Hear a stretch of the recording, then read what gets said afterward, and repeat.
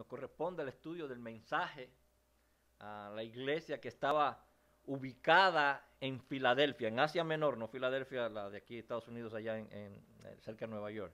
En Asia Menor, ya nosotros hemos estudiado los mensajes de las otras iglesias que han estado en el capítulo número 2 y número 3 en el libro de Apocalipsis, hermano. Y me tengo que confesarles que en el estudio de este mensaje me ha cautivado más que los mensajes que hemos estado estudiando de las otras iglesias. Me ha apasionado, precisamente por el amor con que Cristo le habla a esta iglesia, con la misericordia que Cristo se dirige a esta iglesia, con la fidelidad a que yo veo que Él le habla a la iglesia, con la gracia que Él se comunica con nuestra iglesia. Y me fue imposible, se lo voy a confesar, me fue imposible el no comparar esta pequeña iglesia de Filadelfia, esta fiel iglesia a Cristo, fiel a Dios, fiel a su palabra, fiel a la doctrina. Me fue imposible no compararla con nuestra pequeña iglesia por la gran similitud, el gran parecido que tenemos. A la iglesia de Filadelfia, junto con la iglesia de Esmirna, que estudiamos ya hace unas semanas atrás, es a las únicas que el Señor no tiene un llamado de reprensión, ni a Esmirna ni a Filadelfia. A Esmirna fue la iglesia perseguida, ¿recuerdan? Y el Señor se le presenta y le dice: yo soy el que estoy vivo y estuve muerto, y si eres fiel te voy a dar la corona de vida. Bueno, no tenemos ninguna información de que la iglesia de Filadelfia fue perseguida como fue perseguida la iglesia en Esmirna. Sin embargo, Dios se le presenta de una manera tan hermosa a esta iglesia que cautivó totalmente mi atención. Por lo que nosotros vamos a tomarnos nuestro tiempo en el estudio de este mensaje que Cristo le mandó a la iglesia de Filadelfia. Vamos a ver los detalles para no perdernos allí, las riquezas que están dentro de este mensaje. No queremos perdernos nada. Por supuesto, nos vamos a tomar 2 y quizás hasta 3 predicaciones sobre la iglesia de Filadelfia. Por el parecido que tiene con la iglesia que de nosotros, por el parecido, principalmente por las promesas que Cristo le hace a esta iglesia y cómo le habla. Pues yo quiero tomarme el tiempo. No estamos apurados, ¿cierto? Vamos a tomarnos el tiempo para estudiar este mensaje, que se encuentra en Apocalipsis capítulo 3. Vamos a estar leyendo desde los versículos 7 al 13. Desde los versículos 7 al 13. Primero vamos a poner este mensaje en las manos de nuestro Dios, para que Él sea el que nos hable en esta tarde. Señor, nuevamente está tu iglesia delante de ti. Después de haber cantado estas alabanzas, oh Padre, después de haber puesto estos asuntos, Señor, en tus manos y haber intercedido por los hermanos que están enfermos, los hermanos que se están conectando. Oh Padre eterno, ahora en estos momentos está tu pueblo delante de ti, delante del trono de tu gracia, para ser edificado por tu palabra. Señor, que te ruego que tú uses este vaso imperfecto para que tu palabra perfecta salga, Señor, con fuerza, con poder de transformar corazones, almas, para transformar a los miembros de la iglesia, a los que escuchen tu palabra. En el nombre de Cristo, amén y amén. Dice Apocalipsis capítulo 3, versículos del 7 al 13. Escribe al ángel de la iglesia en Filadelfia: esto dice el santo, el verdadero, el que tiene la llave de David, el que abre y ninguno cierra, y cierra y ninguno abre. Yo conozco tus obras.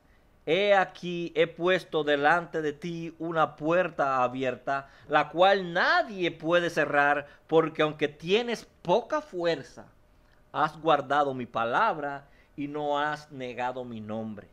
He aquí, yo entrego de la sinagoga de Satanás a los que se dicen ser judíos y no lo son, sino que mienten. He aquí, yo haré que vengan y se postren a tus pies y conozcan que yo te he amado. por cuanto has guardado la palabra de mi paciencia, yo también te guardaré de la hora de la prueba que ha de venir sobre el mundo entero, para probar a los que moran sobre la tierra. He aquí yo vengo pronto, retén lo que tienes, para que ninguno tome tu corona. Al que venciere, yo lo haré columna en el templo de mi Dios, y nunca más saldrá de allí. Y escribiré sobre él el nombre de mi Dios y el nombre de la ciudad de mi Dios, la nueva Jerusalén, la cual desciende del cielo de mi Dios, y mi nombre nuevo. El que tiene oído, oiga lo que el Espíritu dice a las iglesias. La ciudad de Filadelfia, hermanos, se encuentra situada a 57 kilómetros al suroeste aproximadamente de la iglesia que nosotros ya estudiamos la semana pasada, de la iglesia de Sardis. Esta fue inaugurada o hecha por el rey Atalo II, que era el rey de Pérgamo, un rey muy conocido por el amor que él le profesaba, el amor fraternal que él le profesaba a su hermano, y por lo tanto se ganó el epíteto de Filadelfo, que significa amigo del hermano. Su hermano se llamaba Eumenes, y en correspondencia Eumenes, en correspondencia a este amor que le profesaba a su hermano Atalo II, rey de Pérgamo, él le bautizó a esta ciudad con el nombre de Filadelfia, que significa amor fraternal en el griego. Yo sé que muchos le dicen que es el amor filial, lo hemos escuchado, o el amor filial, o muchos se lo revelan como el amor fraternal. Lo diferencian con el amor ágape, amor al hermano, y el amor ágape. Era una ciudad que tenía muchas entradas de caminos, y por tener tanta entrada que lo conectaban con otras ciudades, había mucha influencia de personas, mucho tránsito, por lo que la hacía ideal para la predicación del evangelio. Con unas tierras muy fértiles, porque estaba asentada sobre unas tierras que tenían sedimentos volcánicos, con mucho mineral. De hecho, en el año 17 después de Cristo, como mismo habíamos referido a la iglesia de Sardis, el terremoto que destruyó a la ciudad de Sardis también destruyó a esta ciudad de Filadelfia y a otras ciudades que estaban allí alrededor. Tiberio, recuerdan que hablamos de la compasión y el amor que él tuvo con la iglesia, con la ciudad de Sardis, y ayudó a reconstruirla. También Tiberio II, el emperador romano en aquel tiempo, ayudó a reconstruir la ciudad de Filadelfia. Tanta gratitud tuvo el pueblo de Filadelfia que en gratitud a Tiberio le cambiaron el nombre a la ciudad. Le pusieron Neocesarea. Cuando viene y termina Tiberio su reinado, y viene Vespasiano, también para el pueblo, para congraciarse con el emperador Congraciano, vuelve y le cambian el nombre a la ciudad de Filadelfia, le ponen Flavia, la mamá de Vespasiano, hasta que finalmente le vuelven y le ponen el nombre a la ciudad de Filadelfia. Probablemente, muchos teólogos piensan esto, probablemente cuando Jesucristo se refiere en el versículo 12 a que él iba a poner en el templo de Dios una columna al que venciere, y esa columna iba a tener el nombre de Dios, el nombre de la ciudad y el nuevo nombre de Cristo. Muchos piensan que Jesucristo está haciendo una comparación, una analogía con esto de que se cambió muchas veces el nombre de aquella ciudad, y le está dejando saber: tu nombre no será cambiado, lo vamos a poner y va a permanecer siempre, permanentemente en el templo de Dios. También se piensa que es una columna porque debido a los terremotos, todas aquellas construcciones de aquel tiempo se derrumbaron. La ciudad quedó prácticamente plana, o las ciudades quedaron prácticamente planas, y Jesucristo en una analogía está diciendo: una columna que jamás será quitada de allí, jamás será rota.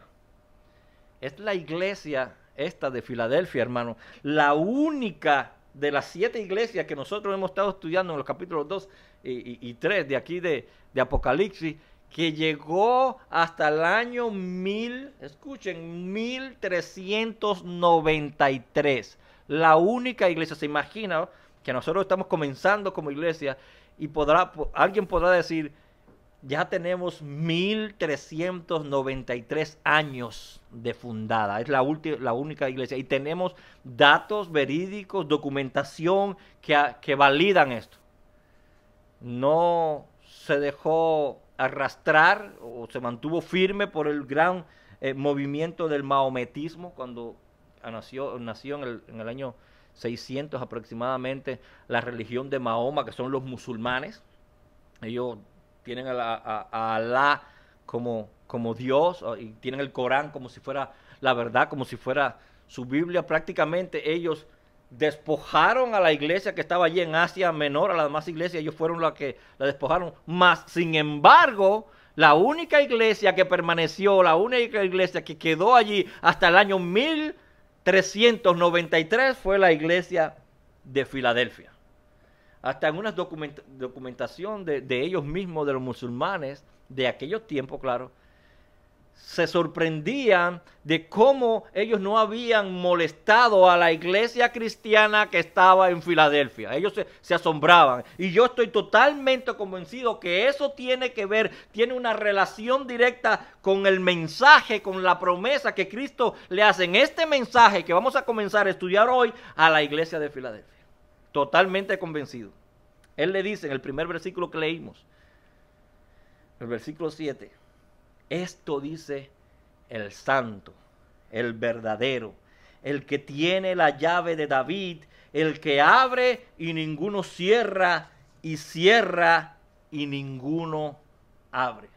Ninguno de los tres títulos con que se presenta Jesucristo aquí a Filadelfia fue utilizado en el capítulo 1. Nosotros recordamos que cuando Jesucristo se le presentan a las iglesias que ya hemos estudiado, se le ha presentado con unos títulos que él usó ya para presentarse en el capítulo número 1.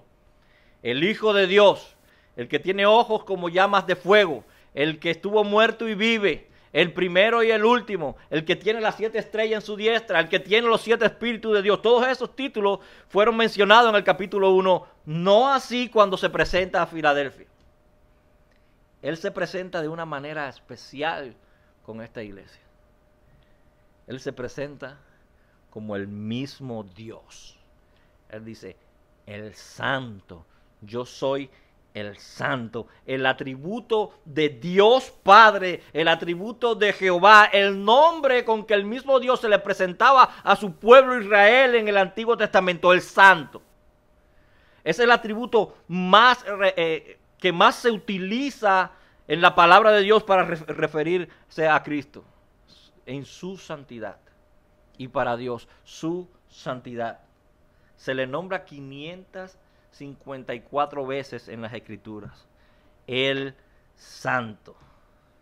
Y le voy a dar solo unos ejemplos, porque 554 veces, vamos a utilizar unos ejemplos que están en el libro de Isaías, cuando Isaías habla con Dios, o Dios le está hablando a Isaías, capítulo 1, versículo 4, dice Dios a través de Isaías, oh gente pecadora, pueblo cargado de maldad, generación de malignos, hijos depravados, dejaron a Jehová, provocaron a ira, ¿a quién? Al Santo de Israel, y se volvieron atrás. Sigue unos capítulos más adelante, el capítulo 10, aquí mismo en Isaías, capítulo 5, versículo 19, y dice, los cuales vengan ya, apresúrese su obra, y veamos, acérquese, y venga el consejo, ¿de quién? Del Santo de Israel, dice la palabra. Sigue adelantando en Isaías, capítulo 10, versículo 20. Acontecerá en aquel tiempo, dice el Señor, que los que hayan quedado de Israel y los que hayan quedado de la casa de Jacob, nunca más se apoyarán en el que él los hirió, sino que apoyarán con verdad en Jehová, en Jehová. Y después dice, el Santo de Israel. Jehová, el Santo de Israel. Hasta el capítulo 41 podemos ir en el versículo 14 y nos dice, no temas, gusano de Jacob, oh vosotros los pocos de Israel, yo soy tu socorro, dice Jehová. Dice Jehová, yo soy tu socorro. ¿Cómo termina nuevamente? El Santo de Israel es tu redentor, el que te va a salvar, el que te va a librar, ese es el Santo de Israel. Si existe un tema, hermanos, que es difícil de describir, difícil de explicar, mucho más difícil de describir en las Escrituras, es la santidad de Dios. Muchos dicen, bueno, para mí es difícil de explicar la gracia, para mí es difícil de explicar la Trinidad. Pues si hay un tema que es difícil, muy difícil de explicar en la palabra de Dios, es la santidad de Dios. Porque no existen palabras humanas capaces de describir la esplendidez, la santidad de nuestro Dios.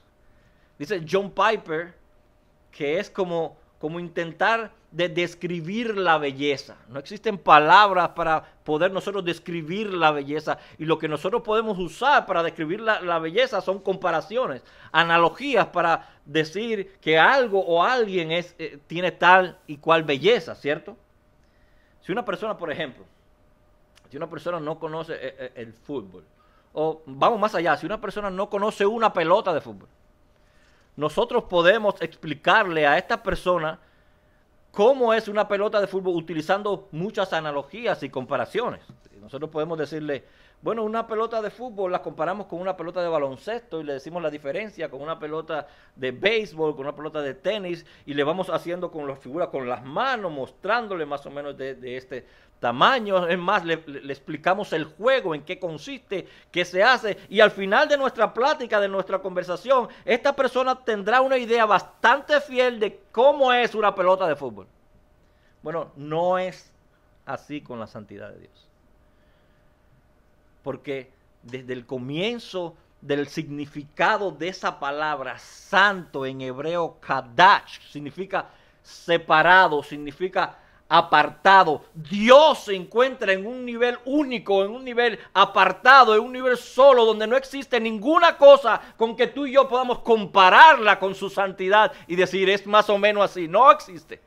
No se ha creado en toda la humanidad, usted ha podido ver con sus ojos algo que pueda compararse a la santidad de nuestro Dios. Lo único que nosotros podemos hacer es recurrir a las Escrituras y ver qué nos dice la palabra de Dios sobre la santidad de Dios. Y allí, en Isaías, capítulo 6, se nos narra una visión que tiene Isaías. Isaías capítulo 6, a partir del versículo 1. Si uno escucha, hermano, nomás anote. Dice Isaías de la visión que él tuvo en el capítulo 6, versículo 1. En el año que murió el rey Usías, vi yo al Señor sentado sobre un trono alto y sublime, y sus faldas llenaban el templo. Por encima de él había serafines. Cada uno tenía 6 alas, con 2 cubrían su rostro, con 2 cubrían sus pies, y con 2 volaban. Y al uno al otro daba voces diciendo, Santo, Santo, Santo, Jehová de los ejércitos, toda la tierra está llena de su gloria. Aquí nos está narrando Isaías esta visión que él tuvo. Dice que él vio a Dios sentado en su trono y que sus vestiduras cubrían el templo y que por encima de él había unas criaturas que se llaman serafines. Dios ha creado ángeles, querubines, serafines, y que estos serafines tenían 6 pares de alas, con 2 cubrían su rostro, con 2 los pies y con 2 volaba. Y el único atributo que Dios menciona o describe en su palabra a la tercera potencia es este. Dice que los serafines decían, Santo, Santo, Santo es Jehová de los ejércitos. Toda la tierra está llena de su gloria. Lo que quiere decir es que Dios es extremadamente sano, es santísimo. No es solamente 3 veces santo, porque algunos dicen, Dios es 3 veces santo. No, Dios no es 3 veces santo. Dios es 10, 20, 30, 40, infinitamente santo. Dios es santísimo. Y es muy curioso el ver este versículo y escuchar que termina así. toda la tierra está llena de su gloria. Para un escritor humano, para ti, para mí, lo más normal que dijera el querubín, después de decir, santo, santo, santo, santísimo, extremadamente santo es nuestro Dios, toda la tierra estaría llena de su santidad. Es lo que nosotros pensaríamos terminar, pero no dice así, dice, toda la tierra está llena de su gloria. Por lo que nosotros podíamos encontrar la definición de la gloria de Dios. Podíamos intentar hacer una nueva definición de la gloria de Dios basada en esto que están diciendo los ángeles, el serafín aquí. Diríamos que la gloria de Dios es el resplandor, el brillo, el destello que irradia, que emana, que desprende la mismísima santidad de nuestro Dios. Y Jesús dice, yo soy el santo. Esa es la gloria de Dios. Tanto así, hermanos, que si observamos detenidamente el texto que acabamos de leer, encontramos un detalle bastante revelador para nosotros. Y espero aquí que todos estén de acuerdo conmigo si digo que Dios no hace nada al azar. Todo lo que Dios crea y hace, lo hace con un propósito específico, con un propósito determinado. Hace unos días estuve mirando un documental sobre la selva que está en la cuenca del Amazonas. Y el narrador hablaba de las aves. Más de miles de especies de aves viven allí en el Amazonas.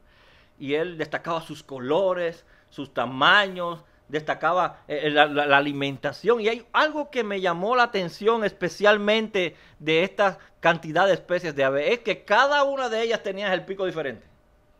No importa de que fueran grandes o pequeñas, ninguna tenía el pico igual. Y el narrador decía que la forma del pico del ave era por la alimentación que ellos iban a tener allí en el Amazonas. Todas ellas se alimentaban de semillas, de frutas, de plantas diferentes. No todas comían lo mismo. Y la forma de su pico revelaba de qué ellas se alimentaban. Imagínense si todas se alimentaran de la misma cosa, ya el Amazonas no existiera, si hubieran comido todo el Amazonas completo, las selvas del Amazonas completas. Dios creó el pico de estas aves con un propósito específico, no solamente para su belleza. Bueno, el texto que nosotros acabamos de leer, me llama la atención que dice que los serafines, cada uno tenía 6 alas. Con 2 cubrían su rostro, con 2 cubrían sus pies y con 2 volaban. Porque estos serafines tenían 6 pares de alas y con 2 cubrían su rostro cuando cantaban Santo, Santo, Santo, Jehová de los ejércitos, toda la tierra está llena de su gloria.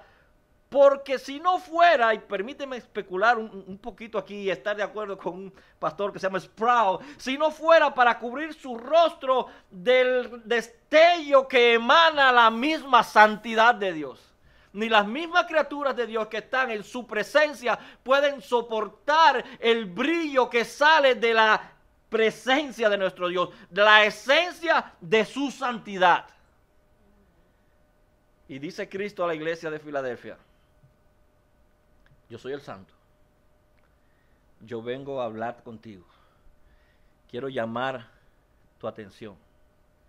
¿Recuerdan en una ocasión cuando Moisés se le ocurre decirle a Dios que él quiere ver su rostro, que quiere ver su gloria? Ya Dios, él lo había visto allá en la zarza ardiendo. Dios se lo había revelado. Ya él conocía a Dios, aquella columna de fuego que lo seguía, aquella nube que le daba sombra, todos los milagros que Dios había hecho a través de él y de la vara que él le dio. Ya Moisés lo conocía, hablaba personalmente con Dios.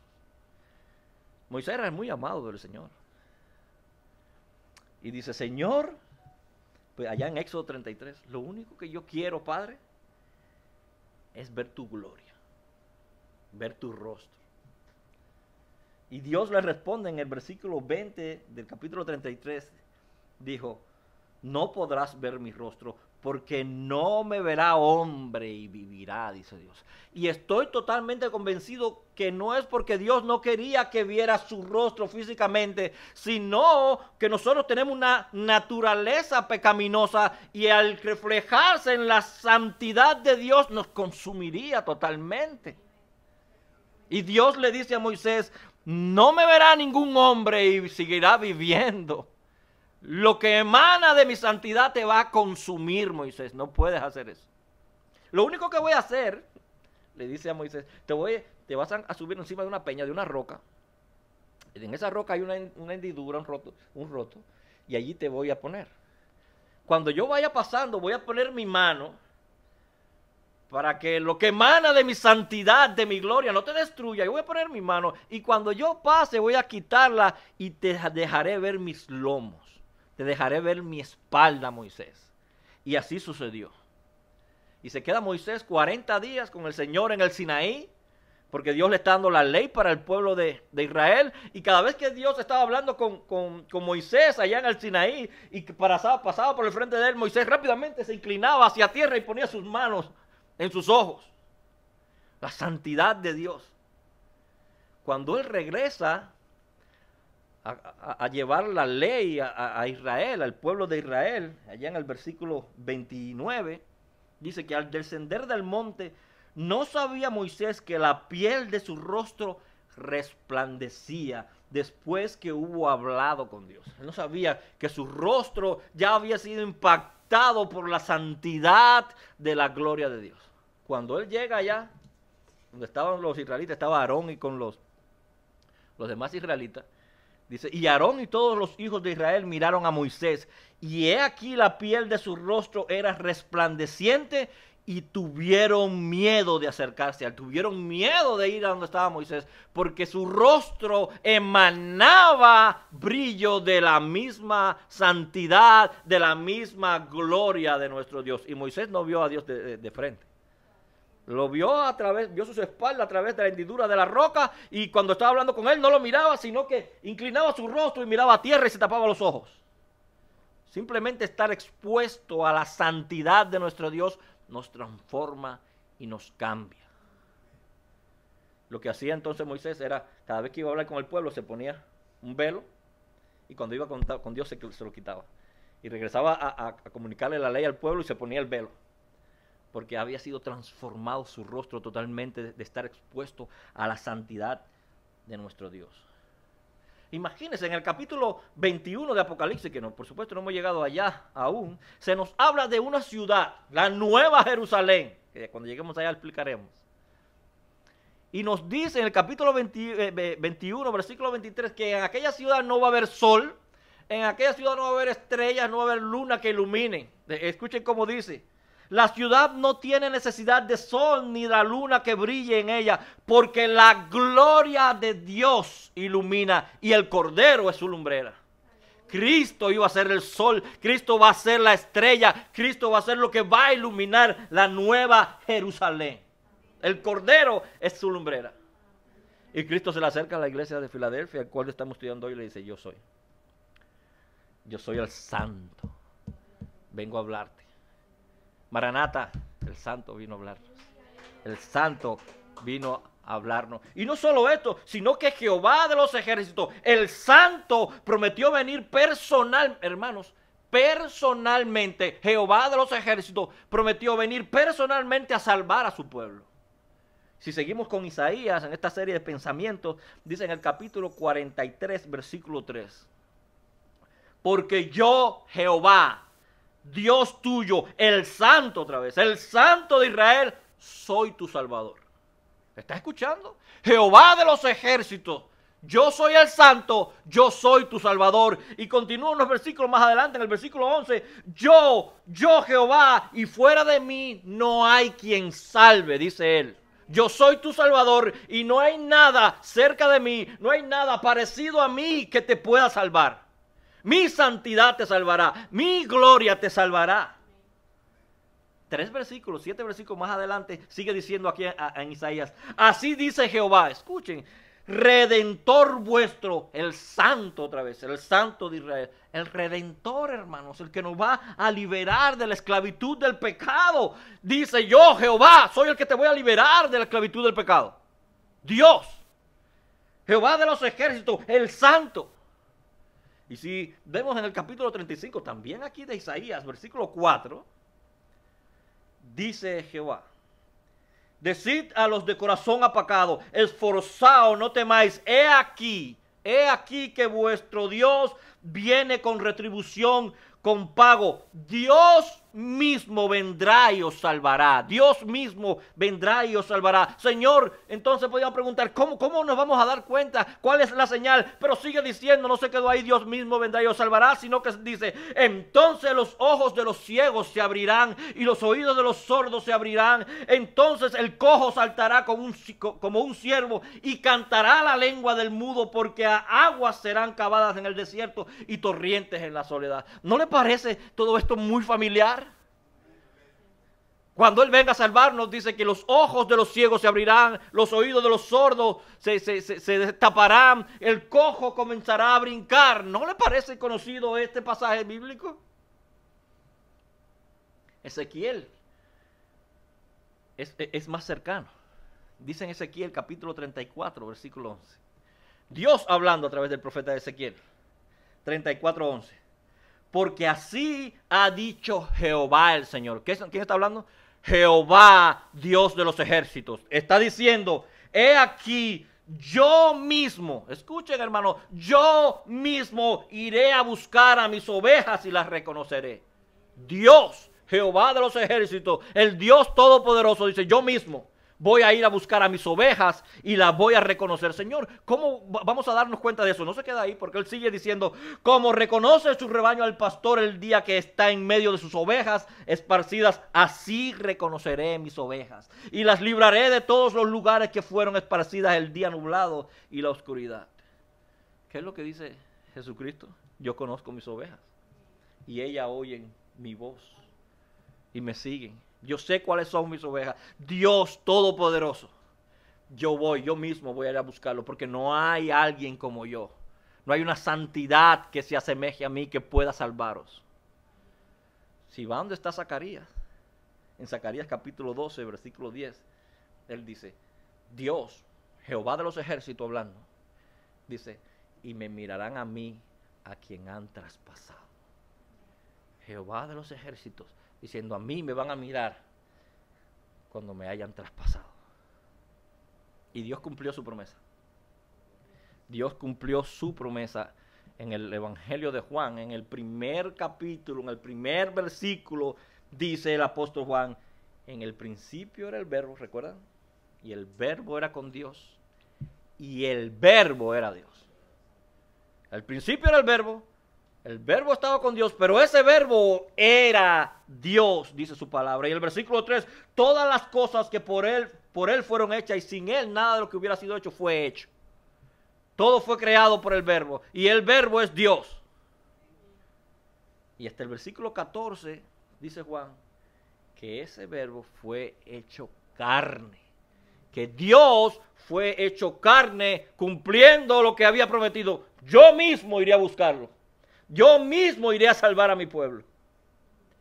Fue hecho carne, dice Juan, y habitó entre nosotros, y vimos su gloria, gloria como la del unigénito del Padre, lleno de gracia y de verdad. Vino a través de la persona de Jesús a salvar a su pueblo.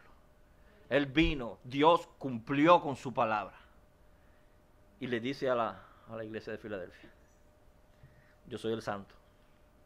Yo soy el santo que prometí y cumplí. Yo soy el santo. Pero no solo esto, le dice: soy el verdadero. Sí, yo recuerda, yo soy el camino, soy la verdad y la vida, sí. Ese soy yo. Cuando estaba Pilatos hablando con Jesús en el capítulo 18, que le dice Pilatos: ¿eres tú rey? Jesús le responde: tú dices que yo soy rey. Yo para esto he nacido y para esto he venido al mundo. ¿Para qué? ¿Para qué, Señor? Dice: para esto he venido y para esto he venido al mundo. ¿Para qué? Para dar testimonio a la verdad. todo aquel que es de la verdad, oye mi voz. Tú y yo estamos hoy aquí porque somos de la verdad y escuchamos su voz. Él le dice a los fariseos, ustedes no me oyen porque ustedes no son míos. Ustedes son de su padre el diablo. Él es mentiroso y es homicida desde el principio porque no ha permanecido en la verdad. Él es mentiroso y padre de mentira. Hay algunos que son de él, del diablo. Pero los que son de la verdad, oyen mi voz. Yo soy la verdad. Soy el santo, pero soy la verdad. Para eso vine. Pablo, cuando le predica a la iglesia de los Gálatas, él le dice, ¿quién los ha estorbado para que no obedecieran a la verdad? Se estaban escuchando un evangelio diferente, para que escucharan otro que no es la verdad, porque Cristo es la verdad. En 2 de Tesalonicenses, capítulo 2, versículo 10, vuelve Pablo. El juicio va a caer, dice Pablo, el juicio va a caer por cuanto no recibieron el amor de la verdad para salvación. No recibieron el amor de la verdad para salvación. Y cuando Jesús habla con los judíos que habían creído, Él le dice, la verdad os hará libre. Yo soy la verdad. Le está diciendo al pueblo de Israel. Jesucristo le dice a la iglesia de Filadelfia, yo soy el santo, yo soy el verdadero. Y no se detiene allí, hermanos. El que tiene la llave de David, ese soy yo. ¿Podemos ver la relación, hermanos? Yo soy el santo, yo soy el salvador, yo soy el verdadero. Y ahora aquí viene la revelación de una profecía del Antiguo Testamento que está en Isaías capítulo 22, versículo 20, donde dice, en aquel día llamaré a mi siervo Eliaquín, hijo de Hilcías, y lo vestiré de sus vestiduras y lo ceñiré de tu talabarte, y entregaré en sus manos tu potestad, y será padre al morador de Jerusalén y a la casa de Judá. Escuchen como dice el 22. Y pondré la llave de la casa de David sobre su hombro, y abrirá y nadie cerrará, y cerrará y nadie abrirá. Eliaquín es una figura del Mesías prometido allí en el Antiguo Testamento. Símbolo de autoridad. Indica que Cristo tiene el supremo poder. Cristo tiene la suprema autoridad en el reino de los cielos y aquí también. Es lo que dice en Mateo capítulo 28, ¿recuerdan? Toda potestad se me ha dado tanto en el cielo como en la tierra. Yo soy el que tengo la llave. Yo la tengo. Y a Pedro le dijo algo parecido. Esas llaves también te las voy a dar a ti. Yo soy la llave, Pedro. Yo te voy a dar la llave, soy yo. ¿Recuerdan el primer versículo que vimos en Juan?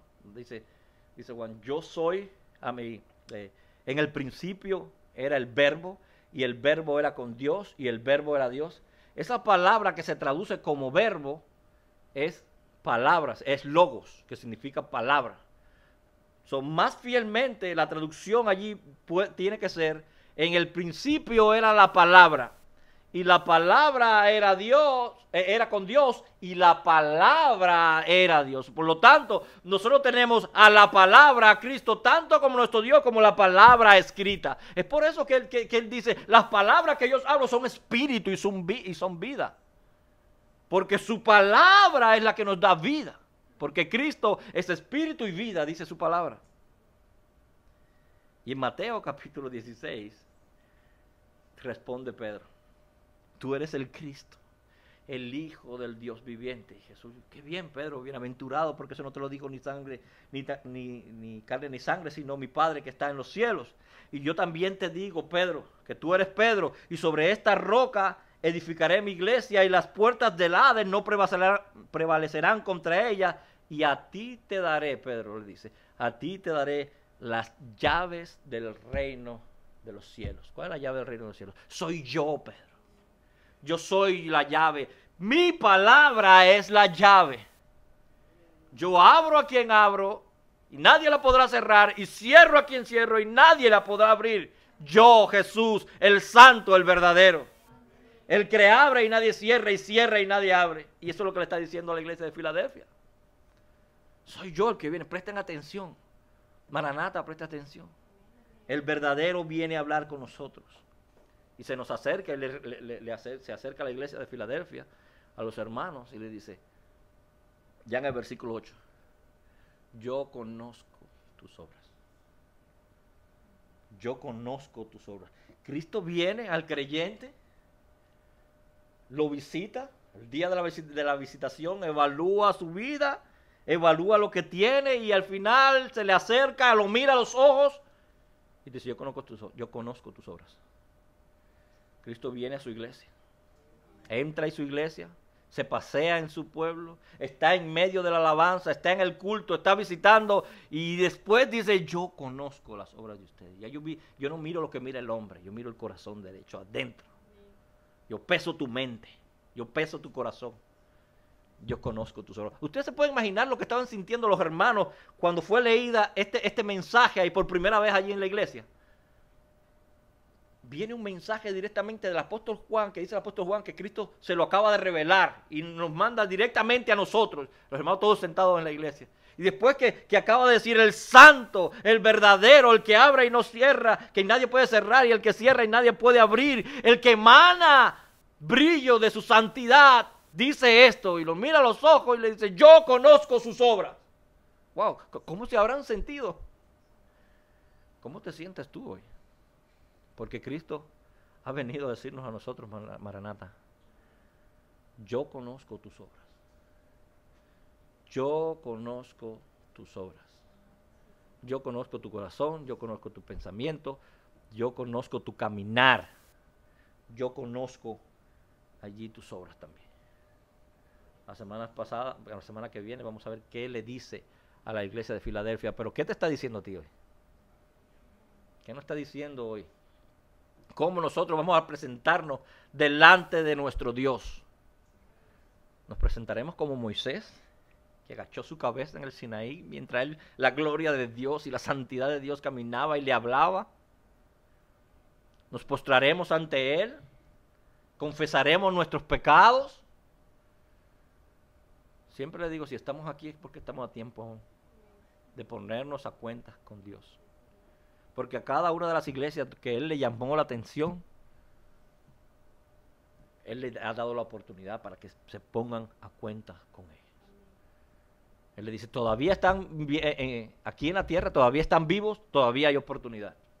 No esperemos, hermanos, entonces estar a la presencia de Dios y mirar a la izquierda o a la derecha y ver que está calentito allá y decir, me arrepiento. Muy tarde. El momento es ahora. El momento es hoy. El momento de la visitación de Cristo ha sido hoy y Él dice, yo conozco tus obras. Mi santidad que emana esa gloria conoce tus obras. Si estuviera frente a mí y me mirara, te ibas a deshacer. Como le dijo a Moisés, ningún hombre me puede ver y quedar vivo. Padre eterno, te damos las gracias en esta tarde, Señor, porque tu santa palabra ha hablado a nuestro corazón. Padre eterno, te damos las gracias por esta santa, santa, santa gloria tuya, Señor, que va transformando a tu iglesia, que va transformando al creyente, nos va transformando a nosotros. Oh, Padre eterno, ayuda a mis hermanos y a mí a poner esta palabra por obra, Santo, porque tú le has hablado a tu iglesia, tú has hablado a nuestros corazones, has hablado a los hermanos. Santo, le has hablado a los que están a través de las redes sociales escuchando.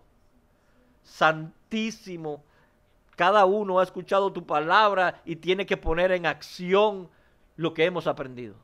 Por obra lo que hemos aprendido. Ayúdanos en eso también, Señor, porque la carne es débil. El espíritu está dispuesto, pero la carne es débil. En el nombre de Jesús hemos orado. Amén y amén. Dios lo bendiga, hermano.